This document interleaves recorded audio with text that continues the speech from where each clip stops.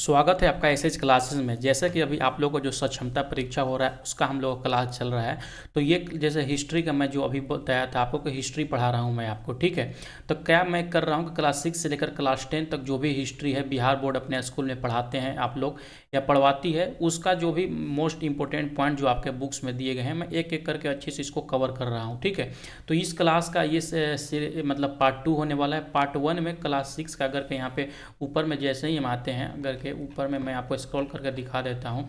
ऊपर में क्लास 6 में जब आइएगा तो हमारा अतीत में यहाँ से स्टार्ट होता है, अतीत से वर्तमान आपका नाम है इस बुक का। क्लास 6 में तो 14 चैप्टर हैं। तो इसमें जो पहले स्टार्टिंग जैसे 4-5 चैप्टर हैं, 1 2 3 4 और 5, ये चैप्टर मैंने वीडियो 1 में कंप्लीट कर दिए हैं। तो आज जो स्टार्ट होने वाला है, आज से लेकर चैप्टर 6 से लेकर चैप्टर 10 तक हम कंप्लीट कराएंगे, ठीक है। तो अगर कि आप लोगों ने वो वीडियो नहीं देखें तो जाकर पहले उसको देख लीजिए, ताकि आपका जो भी परीक्षा में यहाँ पे सवाल आए एक बेहतर तरीके से आप लोग यहाँ परीक्षा पास कर पाए, ठीक है।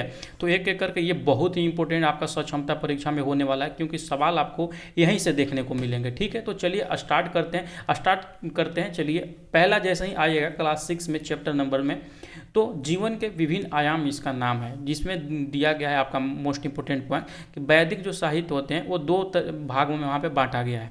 जो पहला है उसे पूर्व वैदिक साहित्य कहता है और दूसरा उत्तर वैदिक साहित्य। पूर्व वैदिक साहित्य में आपका यहाँ पे ऋग्वेद आता है। जैसे कि पता होगा ऋग्वेदों के टोटल संख्या यहाँ पे 4 संख्या होती है। तो इसी को एक पूर्व वैदिक साहित्य के भाग में होता है। उत्तर वैदिक में तो जो ऋग्वेद है आपका ये पूर्व वैदिक साहित्य में आता है, और उत्तर वैदिक में जो 3 बचे हुए हैं और जो यहाँ पर जैसे देख सकते हैं ब्राह्मण, अरण्य और उपनिषद, यहाँ पे आपका ये जो चीज़ें हैं ये आपका उत्तर वैदिक साहित्य में आता है। तो हो सकता है इसे सवाल आपका बन जाए। अगला जो आता है, वेद 4 होते हैं, ब्राह्मण 9 होते हैं, अरण्यक 6 होते हैं और प्रारंभिक उपनिषदों की संख्या 13 होती है और कुल उपनिषद 108 होता है। जो भी इसमें हाईलाइट किए हुए वो समझिए कि VVI है आपका, मोस्ट इंपोर्टेंट है, एक्सपेक्टेड है कि वो सवाल आपसे पूछा जा सकता है, ठीक है। तो कुल उपनिषदों की संख्या कितना होता है? 108 होता है। और एक पूछा जाता है कि उपनिषद मतलब क्या होता है, ठीक है। आगे मैं बताऊंगा उपनिषद मतलब क्या होता है, मैं उसको अच्छे से बताया हूँ, ठीक है। आर्य जो थे, आगे इसके बारे में आपको आर्य के बारे में पढ़ना है। आर्य एक विशेष भाषा बोलने वाले लोग थे जो भारत के सबसे पहले पश्चिमोत्तर भारत में अपना स्थान बनाया था। यानी कि अगर उसमें भी पूछता है कि आर्य सबसे पहले भारत में कहाँ पे बसे थे, तो याद रखिएगा आर्य जो सबसे पहले भारत में बसे थे वो पंजाब में बसे थे। वैदिक संस्कृति का विकास इन्हीं से हुआ है, आर्यों से। जो संस्कृत भाषा है या भारत और यूरोप दोनों का भाषा का अंग है, जिसको बोलते हैं भारोपीय। तो ये सवाल आपसे पूछा जा सकता है कि संस्कृत भाषा किसका अंग है, तो आप लोग याद रखिएगा वो भारोपीय का यहाँ पे अंग है, ठीक है। तो आगे बढ़ने से पहले मैं बताना चाहूँगा, जो भी लोग आपका यहाँ पे बिहार में सक्षमता परीक्षा का तैयारी कर रहे हैं उन लोग के लिए बहुत ही इम्पोर्टेंट किट मैं यहाँ पे लेकर आ गया हूँ कि BACB सक्षमता स्टडी किट, जो कि आपका यहाँ पे सक्षमता परीक्षा का जो यहाँ पे आपका बताया गया है सिलेबस, उसी सिलेबस के अकॉर्डिंग यहाँ पे सारा कुछ मैं आपका मटेरियल रेडी कर दिया हूँ। ये मटेरियल बहुत ही शॉर्ट नोट्स होंगे जो आप पढ़ रहे हैं, इसमें भी यही PDF प्रोवाइड किए जाएंगे, ताकि कम समय में क्या है ना, क्लास 6 से लेकर क्लास 10 तक आप अच्छे से जो भी आप स्कूल में बुक्स पढ़ाते हैं उसको एक समरी के तौर पर देख सकते हैं कि कौन सा चैप्टर में कौन सा महत्वपूर्ण पॉइंट दिया गया है, ताकि जब भी एग्जाम में जाइएगा तब आपका सवाल यहीं से मतलब पूछने का पूरा 100% गारंटी है। अगर मैं जो यहाँ पे दे रहा हूँ बिहार में जो भी SCERT बुक होते हैं, NCERT क्लास 6 से लेकर क्लास 10 तक जो भी चैप्टर वाइज समरी होते हैं, जैसे कि आप वीडियो में देख रहे हैं, मैं ये आपको प्रोवाइड करा दूंगा, ताकि आपको बार बार, जैसे कि अभी 30 दिन आपके पास समय है, तो आप इसको बार बार यहाँ पर रिवीजन करके आप अच्छा से वहाँ पे अपना 50% 60% मार्क्स ला सकते हैं। साथ ही साथ जैसे BPSC के द्वारा बताया गया है कि आपका जो सिलेबस रहने वाला है वो BPSC वाला सिलेबस रहने वाला है, तो मैं BPSC वाला हर चीज़ इसमें इंक्लूड कर दिया हूँ। BPSC के प्रीवियस ईयर क्वेश्चन से भी सवाल देखने को मिले थे, जो कि TRE का आपका जो एग्जाम हुआ था, तो इसमें भी मैं उसको इंक्लूड कर दूंगा, और जो भी करंट अफेयर है मैं इंक्लूड कर दूंगा। ये कंप्लीट किट होने वाले हैं। अगर कि आप केवल इसको ही पढ़ के चले जाते हैं तो पूरा गारंटी है मेरा कि आप एग्जाम को वहाँ पे पास कर जाइएगा, ठीक है। तो जिनको भी चाहिए तो जो दिए गए नंबर में आपको यहाँ पे नंबर जो रिफ्लेक्ट हो रहा है, ये नंबर 9176 800 345 इस नंबर पर हमको व्हाट्सएप कर सकते हैं और आप हमको बताइएगा कि सक्षमता के लिए आपको स्टडी किट चाहिए। आप अभी लीजिएगा तो मात्र इसको 299 में ले सकते हैं, जो कि एक बहुत ही बेहतरीन किफ़ायती, क्योंकि देखिए जो भी नियोजित शिक्षक होंगे ना, उनको तो इतना टाइम है नहीं कि वो क्लास 6 से लेकर क्लास 10 तक या 8 तक एक एक चीज़ को, सारे सब्जेक्ट को पढ़ने बैठे। घर परिवार वाले लोग होते हैं तो उनके लिए बहुत ही ये बेहतरीन चीज़ होने वाला है, कम समय में आप अच्छे से वहाँ पे कर सकते हैं। जिनको भी चाहिए दिए गए नंबर पर हमको व्हाट्सएप कीजिएगा। बाकी चलिए अपने क्लास के ऊपर चलते हैं। अगला आता है यहाँ पे कि ऋग्वेद में आर्य निवास स्थल के लिए सप्त सैंधव शब्द का प्रयोग किया गया है। सप्त सैंधव शब्द का प्रयोग किया गया है, और अगर कि आप देखिएगा जो सप्त सैंधव शब्द यहाँ पे है, आर्य जैसे कि मैंने बताया कि सबसे पहले जो थे यहाँ पे बढ़ते हुए गंगा यमुना दोआब में बसे हुए थे, और जो सप्त सैंधव शब्द का प्रयोग हुआ है गंगा यमुना दोआब, और फिर वर्तमान में देखिएगा तो ये पंजाब का क्षेत्र पड़ता है। ठीक है, तो याद रखिएगा पंजाब का क्षेत्र। अगला पॉइंट है कि ऋग्वैदिक काल में आर्यों का जो मुख्य पेशा था वो पशुपालन था। कौन सा पेशा था? तो वो पशुपालन उनका पेशा था। आप लोग ये चीज़ याद रखिएगा। सवाल पूछता है कि ऋग्वैदिक काल में आर्यों का जो था, आर्यों का यहाँ पे कौन सा पेशा प्रमुख था? तो वो था पशुपालन। ठीक, अगला आता है आर्य जो थे जहाँ पे चलते थे ना खेती करने के लिए जौ का प्रयोग करते थे। कौन सा फसल? जौ। जौ को ही यौ भी बोला जाता है, तो ये याद रखिएगा। ये क्यों जौ पैदा करते थे? क्योंकि क्या होता था ना कि जहाँ पे नदी किनारे इन लोग अपना डेरा डालता था, जहाँ पे रहता था, वहाँ पे नदी की जो धारा बहती थी, जो पानी होते थे, उससे जौ जो था बहुत ही कम समय में तैयार हो जाता था, जिससे कि उनको बहुत ही जल्दी एक भोजन के रूप में मिल जाता था। तो ये मेन कारण था। आर्य जब भारत में आए थे तो 3 वर्गों में विभाजित थे। कौन कौन सा? एक थे योद्धा, उसके बाद पुरोहित, और एक थे जो आम आदमी। योद्धा मतलब जो युद्ध वगैरह लड़ते थे, जो दूसरे कबीलों से युद्ध करते थे, उनको युद्ध हो गया। और जो घरों में उनके पूजा पाठ कराते थे, जो उनको बोलते हैं पुरोहित, और जो आम आदमी होते थे उनको बोलते थे साधारण जन। लेकिन जब आप ऋग्वेद में यहाँ पे जाइएगा तो ऋग्वेद में आपका यहाँ पे पुरुष सूक्त के 4 वर्णों में यहाँ पे विकल्प मिलती है कि आर्य विभाजित थे। कौन कौन से? एक क्षत्रिय थे, सॉरी पहले ब्राह्मण थे, फिर क्षत्रिय थे, और वैश्य थे, और शूद्र थे यहाँ पे। ठीक है, इतना लोग युद्ध नहीं, शूद्र कर लीजिएगा इसको। तो यहाँ पे 4 वर्णों में आपका यहाँ पे जानकारी मिलता है ऋग्वेद में। उसके बाद आता है कि उत्तर वैदिक काल में लोगों का जो कृषि था वो कृषि मुख्य धंधा था। आप लोग याद रखिएगा, मैंने ऊपर में बताया यहाँ पे। ठीक है, अगला अगर आप इसमें बुक्स में पढ़िएगा तो एक बहुत ही इंपॉर्टेंट पॉइंट दिया गया है कि इमाम गांव जो है महाराष्ट्र में घोड़ नदी के तट पर स्थित एक ताम्रपाषाण बस्ती थी। कौन सा बस्ती थी? ताम्रपाषाण बस्ती थी। आपसे पूछा जाता है कि इनाम गांव वर्तमान में भारत के किस राज्य में स्थित है? तो याद रखिएगा वो आपका महाराष्ट्र में यहाँ पे स्थित है। तो क्लास 6 आपका यहाँ पे ख़त्म होते हैं। इसमें देख लेते हैं कि आपका क्या कुछ यहाँ पे इंपॉर्टेंट पॉइंट दिया गया है। पहला जो दिया गया वेदों की कुल संख्या। वेदों की कुल संख्या कितनी होती है? तो टोटल वेद होते हैं 4। पुरुष सूक्त किस वेद में है? जैसे कि मैंने बताया पुरुष सूक्त में ही बताया गया है कि 4 वर्णों में यहाँ पे आर्य विभाजित थे, क्षत्रिय वगैरह ब्राह्मण वगैरह जो मैंने बताया। तो ये है ऋग्वेद में आपका। ऋग्वैदिक काल का प्रमुख व्यवसाय क्या था? तो पशुपालन आपका प्रमुख व्यवसाय था। और ईमान जो गांव है वो किस राज्य में स्थित है? तो वो महाराष्ट्र में स्थित है। आप लोग इसको बार बार देख लीजिएगा, बार बार याद कर लीजिएगा, तो यहाँ से बहुत ही बेहतरीन आपका तैयारी हो जाएगा। ठीक है, चलते हैं अगला सवाल की तरफ। जैसे ही अगला चैप्टर में आइएगा तो आपका चैप्टर है चैप्टर नंबर 7, जिसका नाम है प्रारंभिक राज्य।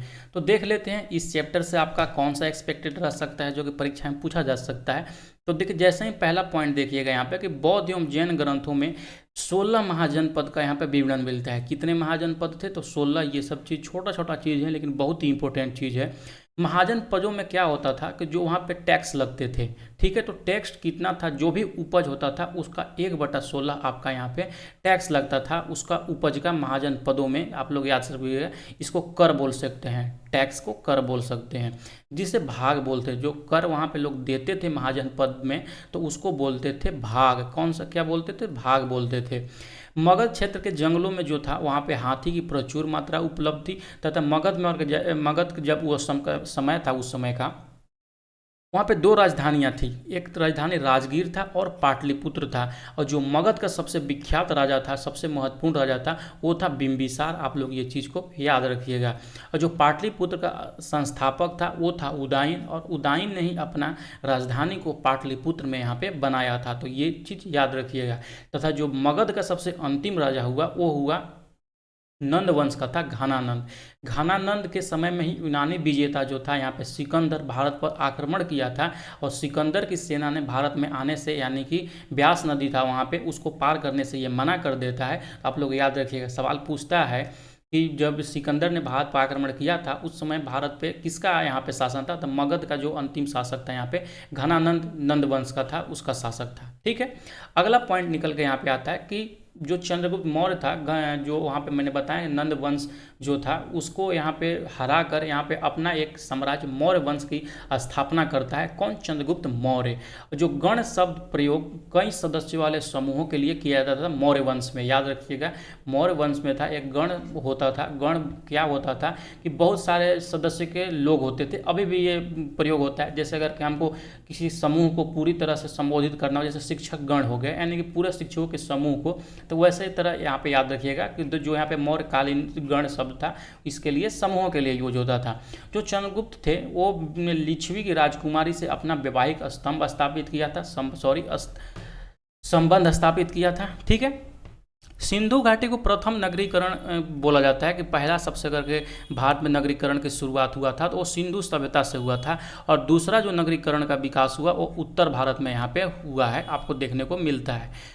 ठीक है, तो यहाँ पे आपका चैप्टर नंबर 7 भी जो भी इम्पोर्टेंट था यहाँ पे ख़त्म होता है। देखिए, अगर कि आपको इसका ऑथेंटिसिटी पता करना होगा तो कहाँ पे ऐसा चीज़ है, आप जो भी ये बुक आप अपने स्कूलों में पढ़ाते हैं ना, आप उस बुक्स को एक बार पढ़ना स्टार्ट कीजिएगा। देखिएगा, मैंने एक एक चीज़ को बहुत ही बेहतरीन तरीक़ा से यहाँ पे डाल दिया है कि ताकि आपको बुक्स पढ़ने की ज़रूरत ही नहीं पड़े। ठीक है, इस बुक्स के जैसे ही आइएगा तो लास्ट में यहाँ पे कुछ एमसीक्यूज दिए गए हैं कि महाजनपदों का विवरण प्राप्त होता है कहाँ से, तो बौद्ध एवं जैन ग्रंथों में ये चीज़ प्राप्त होता है। कौन सा जनपद बिहार में स्थित है, तो वो अंग जनपद यहाँ पे बिहार में स्थित है।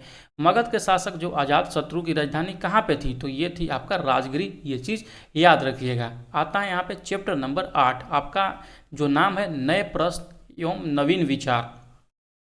600 ईसा पूर्व के आसपास उपनिषदों का संकलन हुआ। मैंने ऊपर में बताया था ना कि टोटल उपनिषदों की संख्या कितना होता है, तो वहाँ पे मैंने 108 बताया था। ठीक है, तो जो यहाँ पे उपनिषद उत्तर वैदिक ग्रंथ का हिस्सा थे, आपको पता होगा उपनिषद में मैंने बताया था एक वहाँ पे पूर्व वैदिक साहित्य और उत्तर वैदिक साहित्य।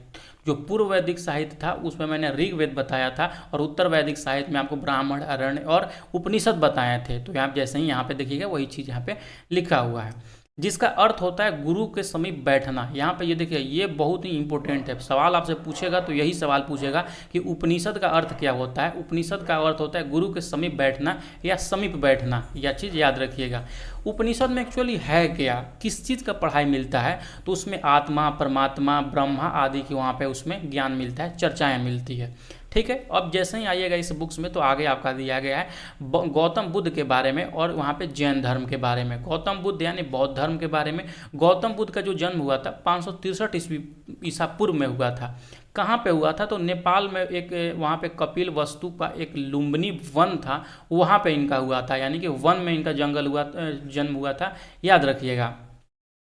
इनका पिता का जो नाम था वो यशोधरा इनका पिता का नाम था, और पुत्र था राहुल। ठीक, और गौतम बुद्ध ने आरंभिक काल में 4 अलग अलग लोगों को देखा था। कौन से 4, याद रखिएगा।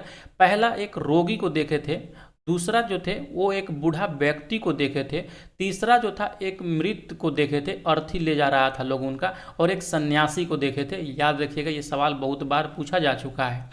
ठीक है, अगला पॉइंट जो है कि पीपल के वृक्ष के नीचे बोध में ज्ञान की प्राप्ति हुई और बाद में ये बुद्ध कहलाए। देखिए, गौतम बुद्ध स्टार्टिंग से आप लोग की तरह ही साधारण आदमी थे, लेकिन जब इन्होंने अंतरात्मा के अपना सुना, इनको एक ज्ञान की प्राप्ति हुई, तो ये बुद्ध कहलाए। इनका जो ज्ञान का प्राप्ति हुआ था, अगर के बौद्ध गया में जाइएगा बिहार के, तो वहाँ पे एक वृक्ष है, पीपल का वृक्ष, उसी के नीचे ये साधना करते हुए पाएगा, वहीं पर इनको ज्ञान की प्राप्ति हुई और उसी के बाद से ये बुद्ध कहलाए हैं। महात्मा बुद्ध ने अपना पहला जो उपदेश दिया था वो सारनाथ में दिया था, जिसे धर्मचक्र प्रवर्तन कहा गया है। ये चीज़ याद रखिएगा। धर्मचक्र प्रवर्तन मतलब क्या, कि जो सबसे पहले ये थे वो सारनाथ में गए थे, वहाँ पे उपदेश दिए थे कि इंसान को कैसे रहना चाहिए, अपने जीवन को किस तरह से सरलता से जीना चाहिए, तो उसी को यहाँ पे बोला गया धर्मचक्र परिवर्तन। आप लोग ये चीज़ याद रखिएगा। अगला आता है यहाँ पे कि इस घटना के यादगार में, जो यानी कौन सा घटना, यही धर्मचक्र परिवर्तन की घटना के यादगार में अशोक ने सारनाथ में एक विशाल स्तूप का निर्माण करवाया था।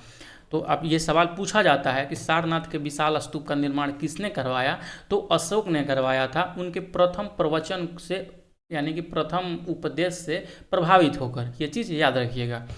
अगला आता है आपका कि बुद्ध की मृत्यु, इनका मृत्यु जो हुआ था 80 वर्ष की आयु में इनका मृत्यु हो गया था 483 बीसी में, ईसा पूर्व में। कहाँ पे? कुशीनगर में। वर्तमान में कुशीनगर आप देखिएगा तो वो गोरखपुर में आपका पड़ता है, ये चीज़ भी आप लोग याद रखिएगा। मगध के राजा इनके प्रमुख अनुयायी बन गए थे उस समय से। अगला आता है आपका जैन धर्म। जैन धर्म का जो शब्द का निकला है वो जीन से निकला है। जीन मतलब होता है जीतने वाला है। जैन धर्म मतलब समझिए कि एक तरह से उसका कहना है कि जो लोग जीतने की प्रवृत्ति रखते हैं वो जैन हुए एक तरह से। इनका जो संस्थापक थे वो थे ऋषभदेव। इसमें कुल तीर्थंकर हुए थे 24 कुल तीर्थंकर थे, ठीक है। और जो 23वां तीर्थंकर थे वो पार्श्वनाथ थे, आप लोग याद रखिएगा। और जो महावीर हैं यहाँ पे, महावीर इनके सबसे अंतिमवां यानी कि 24वां तीर्थंकर थे। इसमें सवाल देखिए जैन धर्म से पूछेगा, आपसे क्या पूछेगा, कुल कितने तीर्थंकर हुए, तो 24 तीर्थंकर हुए। सबसे अंतिम जो तीर्थंकर कौन थे, तो महावीर आपका यहाँ पे मारना होगा कि महावीर तीर्थंकर थे। तो देख रहे हैं यही सवाल आपसे पूछे जाएगा खूब से खूब। अगला आता है यहाँ पे कि इनका पिता का जो नाम था सिद्धार्थ था। इनका जो जन्म हुआ था 540 ईसा पूर्व में हुआ था, वैशाली के कुंडल ग्राम में, ठीक है। जातक इनका क्षत्रिय कुल था, याद रखिएगा सिद्धार्थ का। माता का नाम इनका था त्रिशला नाम था इनका, त्रिशूला नहीं, त्रिशला याद रखिएगा, जो कि वैशाली की लिच्छवी राजकुमारी थी। इनकी पत्नी का नाम जो था यशोदा नाम था, ठीक है। अगला जो पॉइंट है कि इनके 30 वर्ष की उम्र में वर्धमान ने घर छोड़ के चले गए थे तथा 12 वर्ष की तपस्या के बाद इनको ज्ञान की प्राप्ति हुई। ज्ञान को प्राप्ति जैन धर्म में कैवल्य बोला जाता है। अब यही सवाल बहुत बार एसएससी वगैरह में भी पूछा गया है, सवाल है कि कैवल्य जो है वो किससे संबंधित है। तो यहाँ पे आपका ऑप्शन दे देगा 4 ऑप्शन, तो ये जैन धर्म से संबंधित है, आप लोग ये चीज़ याद रखिएगा। इनका जो मृत्यु हुआ 72 वर्ष की आयु में 468 ईसा पूर्व में पावापुरी में मृत्यु हुआ। तो ये याद रखिएगा कहाँ पे मृत्यु हुआ इनका, तो पावापुरी में हुआ। जैन धर्म अहिंसा पर विश्वास करते थे और जैन धर्म में त्रिरत्न थे। वो त्रिरत्न फेमस है आपका जैन धर्म के लिए। पूछा जाता है कि सम्यक ज्ञान, सम्यक दर्शन और सम्यक चरित्र किस धर्म से संबंधित है, तो आप लोग याद रखिएगा वो है आपका जैन धर्म से। बहुत सारा लोग जैन धर्म और बौद्ध धर्म में बहुत ज़्यादा कन्फ्यूज होते हैं, आप बिल्कुल ये कन्फ्यूजन मत रखिएगा यहाँ पे। महावीर जो थे अपनी शिक्षा प्राकृतिक भाषा में दिए थे। अब देखिए जो जैन जो थे वो प्राकृतिक भाषा में अपना यहाँ पे ज्ञान दिए थे, यानी कि जो ही प्रवचन दिए थे प्राकृत भाषा में। वही अगर के बौद्ध धर्म में देखिएगा तो पूछ देता है कि बौद्ध जो थे वो किस भाषा में अपने प्रथम ज्ञान दिए थे, तो वो पाली भाषा में दिए थे। तो ये चीज़ दोनों याद रखिएगा, आप लोग भूलिएगा नहीं। अगला आता है अष्टांगिक मार्ग। अष्टांगिक मार्ग बौद्ध धर्म से संबंधित है, इसको आप लोग वहाँ पे जैन धर्म में मत मिला लीजिएगा। अष्टांगिक मार्ग का संबंध बौद्ध धर्म से, कैवल्य का संबंध जैन धर्म से, ये भी आई है। गौतम बुद्ध का जन्म कब हुआ, जैसे कि मैंने ऊपर में बताया 563 ईसा पूर्व में इनका जन्म हुआ। महावीर स्वामी जी कब निर्वाण हुआ, देखिए निर्वाण मतलब होता है मृत्यु, उनका मृत्यु कब हुआ इसको बोलते हैं निर्वाण। तो 468 ईसा पूर्व में उनका निर्माण हुआ। जल मंदिर कहाँ पे स्थित है, पावापुरी में स्थित है, जहाँ पे महावीर जी का मृत्यु हुआ था, ठीक है। आते हैं अगला पॉइंट की तरफ। अगला पॉइंट है यहाँ पे आपका स्टार्ट होता है चैप्टर नंबर 9। चैप्टर नंबर 9 में देख लेते हैं क्या चीज़ है आपका, क्या कुछ। तो जैसे ही चैप्टर 9 में आइएगा तो उसका नाम है प्रथम साम्राज्य। चैप्टर नंबर 9 में जैसे ही पहला पॉइंट देखिएगा कि मगध साम्राज्य के बारे में दिया गया है कि जो मगध साम्राज्य का सबसे महान जो सम्राट हुए वो अशोक हुए। 273 ईसा पूर्व में अपने पिता बिंदुसार के बाद अशोक जो थे यहाँ पे मगध साम्राज्य के राजा बने थे, जिन्होंने अपना राजधानी जो था पाटलिपुत्र को बनाया था, ठीक है। और प्रशासनिक कार्य करने वाले जो इनके समय में अधिकारी होते थे उसको अमात्य बोला जाता था। सवाल आपसे पूछा जाता है कि मौर्य साम्राज्य में, मौर्य काल में जो प्रशासनिक कार्य करने वाले पदाधिकारी होते थे उन्हें क्या बोला जाता था, तो याद रखिएगा उन्हें बोला जाता था अमात्य, ठीक है। ये आप लोग भूलिएगा नहीं।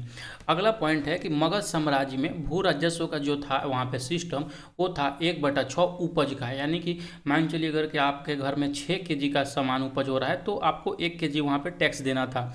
और कहीं कहीं भी ये चीज़ कोई कोई क्षेत्रों में 1/4 भी था। आप लोग ये दोनों चीज़ भी याद रखिएगा।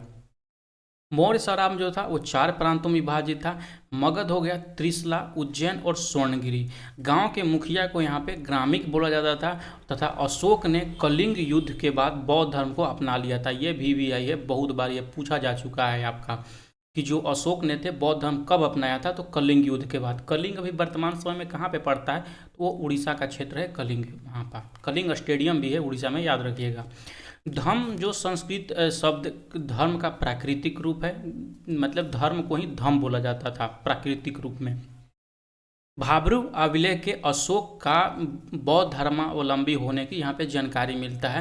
यानी कि अशोक जो था वो बौद्ध धर्म अपना लिया था। किस अभिलेख में इसकी जानकारी मिलता है, वो भाब्रू अभिलेख में मिलता है। अशोक का जो अधिकांश अभिलेख जो थे ना, वो ब्राह्मी लिपि में थे। आपका ये चीज़ याद रखिएगा। और सबसे पहले जो ब्राह्मी लिपि को पढ़े थे, वो पढ़े थे 1837 ईस्वी में जेम्स प्रिंसेप ने। ये भी आई है, याद रखिएगा। अशोक ने अपने पुत्र महेंद्र एवं पुत्री संघमित्रा के नेतृत्व में अधिकारियों का एक दल को यहाँ पे श्रीलंका में भेजा था, क्योंकि श्रीलंका में भी वहाँ पे कुछ विद्रोह हो रहे थे, उसको दबाने के लिए। सारनाथ के स्तंभ पर 4 सिंह बने हुए हैं, बनाए गए थे, जिसे 24 जनवरी 1950 को भारत का राष्ट्रीय चिन्ह के रूप में स्वीकार किया गया। भारतीय चिन्ह को कब स्वीकार किया गया, याद रखिएगा, 26 जनवरी 1950 ईस्वी में।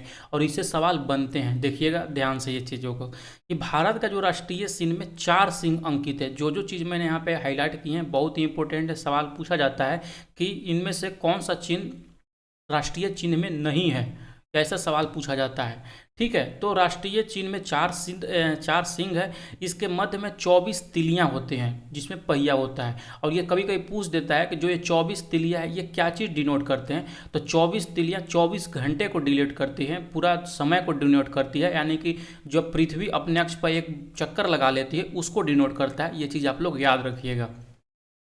इसके सिर पर एक हाथी है। ठीक है, शीर्ष पर एक हाथी है, एक दौड़ता हुआ घोड़ा, एक सांड और एक सिंह की आकृति है। तो यहाँ पे 4 चीज़ों का आप लोग को वर्णन मिलता है। एक हाथी का, दौड़ता हुआ घोड़ा का, एक सांड का और एक सिंह का। ठीक है, सिंह चिन्ह के नीचे में, जैसे ये चिन्ह हो गया, उसके नीचे में देवनागरी लिपि में लिखा गया है सत्यमेव जयते, जो कि आपका बहुत ही इंपॉर्टेंट है। बिहार के चंपारण जिले में राधिया गांव के निकट में अरेरा राज नामक स्थान पर लौरिया अरेराज स्तंभ दर्शनीय है। कभी कभी पूछ देता है कि अरेराज स्तंभ, लौरिया अरेराज स्तंभ किस राज्य में है स्थित है, तो आप लोग याद रखिएगा बिहार के ये चंपारण में है। ठीक है, अगला पॉइंट है जो सम्राट अशोक कहाँ का शासक था, जैसे मैंने बताया यह मगध के शासक थे। उसके बाद है कि किसके उपदेश के बाद में सम्राट अशोक को प्रभावित किया और बौद्ध धर्म अपना लिए थे, वो तो गौतम बुद्ध, यहाँ पे महात्मा बुद्ध, याद रखिएगा। अशोक के साम्राज्य में उच्च पदाधिकारी को क्या बोला जाता था, तो उसको अमात्य बोला जाता था। और किस युद्ध के जीतने के बाद अशोक का मन बहुत दुखित हुआ और इन्होंने भी यहाँ पे बौद्ध धर्म अपनाया था, याद रखिएगा, कलिंग की लड़ाई। कलिंग में इन्होंने बहुत सारा लोग वहाँ पे मरते हैं, छोटे छोटे बच्चे, औरतें। तो उसके बाद ये बहुत ही अपने आप को रिग्रेट फील करता है, बहुत पश्चाताप करता है। उसके बाद यह शांति स्थापित करने पर बहुत ज़्यादा जोर देता है, जब इसका कार्यकाल पढ़िएगा तो। अगला आता है कि सर्वप्रथम ब्राह्मी लिपि को किसने पढ़ा था, तो सबसे पहले जो पढ़ा था वो जेम्स प्रिंसप ने पढ़ा था, जैसे कि मैंने बताया ऊपर में 1837 ईस्वी में पढ़ा था। ठीक, तो अगला आता है चैप्टर नंबर 10 आपका, जिसका नाम है शहरी एवं ग्राम्य जीवन। इसमें देख लेते हैं क्या कुछ यहाँ पे इंपॉर्टेंट पॉइंट दिया गया। जो सुदर्शन झील है, सुदर्शन झील का निर्माण चंद्रगुप्त मौर्य ने करवाया था। लेकिन क्या हुआ था कि 400 साल बाद यह तूफान में टूट जाता है और उसका जो जीर्णोद्धार होता है, इसको अच्छे से मरम्मत जो फिर से करवाता है रुद्रा दमन ने करवाया इसको फिर से। ठीक है, इसका वर्णन जो मिलता है, याद रखिएगा, जूनागढ़ अभिलेख से इसका वर्णन मिलता है। 2 तरीका से आपका यहाँ पे मिलता है सवाल। सबसे पहले कि सुदर्शन झील का निर्माण किसने करवाया, तो चंद्रगुप्त मौर्य ने करवाया। सुदर्शन झील का जीर्णोद्धार किसने करवाया, यानी कि मरम्मत किसने कराया, रुद्रा दमन ने करवाया। और उसके बाद भी जैसे 400 साल बाद ये टूट जाता है, तो रुद्रा दमन यहाँ पे इसको मरम्मत करवाता है। लेकिन फिर से यह 300 साल बाद टूट जाता है और फिर से इसका निर्माण जो करवाता है स्कंदगुप्त कराता है। तो जो जीर्णोद्धार वाला है उसमें आपको ये दोनों में से कोई एक ही ऑप्शन देखने को मिलते हैं, तो याद रखिएगा। अगर फिर भी ये दोनों ऑप्शन दे दिया तो आपको, और अगर जीर्णोद्धार के बारे में पूछा गया यानी कि कौन इसका मरम्मत करवाया था, तो रुद्रा दामन ने करवाया था। ठीक है। अब बाकी दोबारा से निर्माण जो करवाया था वो स्कंदगुप्त ने करवाया था, ये चीज़ भी आप लोग याद रखिएगा। अगला पॉइंट निकल कर यहाँ पे सामने आता है आपका कि संगम शब्द का तात्पर्य किससे है। तो संगम मतलब होता ही है कवियों की सभा, ठीक है। पुहार संगम कल्प काफी सुविधाजनक जो एक था बंदरगाह था, जो भारत के पश्चिमी तट यानी कि वेस्टर्न घाट पे ये स्थित था। क्या था? पुहार। पुहार क्या था? संगम काल का एक बंदरगाह था, ये चीज़ याद रखिएगा। और सवाल एक अच्छा सा बहुत ही बेहतरीन सवाल बनता है कि भारत में सबसे पहले सोने के सिक्के किन्होंने चलवाए, ठीक है। सोने के सिक्के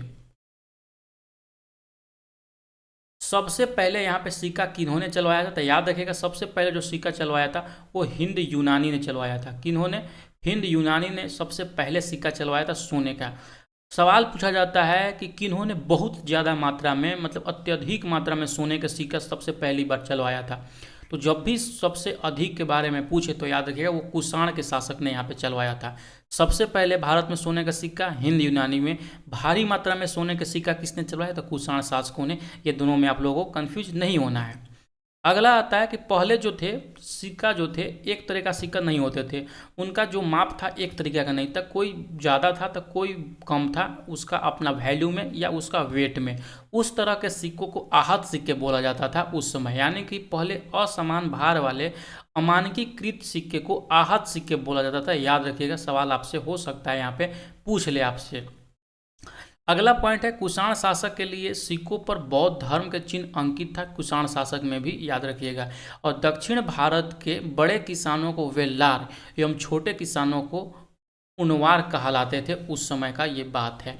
भूमिहीन जो मजदूर वर्ग थे एवं दासों को कैडेसियर और आदिमई कहा जाता था। तो ये सब इंपॉर्टेंट है, मेन टर्म्स है जो कि आपकी किताब में दिए गए हैं।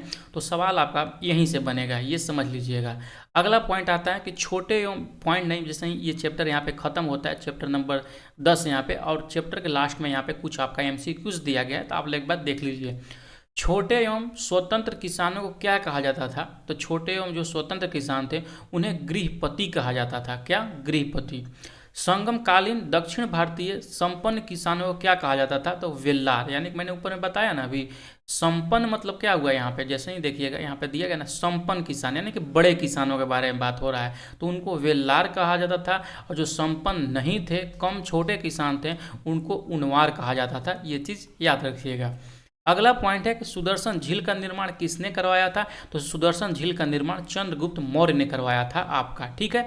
तो यहाँ पे आपका चैप्टर नंबर 10 तक कंप्लीट होता है। जब नेक्स्ट वीडियो में आएंगे तो हम चैप्टर नंबर 11 से लेकर इस चैप्टर को पूरे तरह से खत्म कर देंगे, क्योंकि इसमें टोटल 15-16 चैप्टर, जैसे ही ऊपर में आइएगा तो इसमें चैप्टर टोटल जो चैप्टर थे 14 चैप्टर थे। तो 10 चैप्टर तक तो मैं आपको कंप्लीट करा दिया हूँ। अगला जो पार्ट 3 आएगा आपका, पार्ट 3 जो आएगा उसमें हम 14 तक आपका कंप्लीट करा देंगे, ताकि आपको कम समय में बहुत ही बेहतर जानकारी मिल सके, ठीक है। तो कैसा लगा वीडियो? आपका कमेंट बहुत ही हमारे लिए महत्वपूर्ण रखता है, मायने रखता है। आप अपने जो भी आपका थॉट्स होगा इस वीडियो के बारे में या अगला वीडियो के बारे में या जो भी चाहिए, आप कमेंट सेक्शन में आप ज़रूर लिखिएगा। मैं उसको कोशिश करूँगा उसको कंसिडर करने के लिए, ठीक है। मिलते हैं नेक्स्ट वीडियो के साथ में, तब तक के लिए पढ़ते रहिए, मुस्कुराते रहिए, बाय बाय।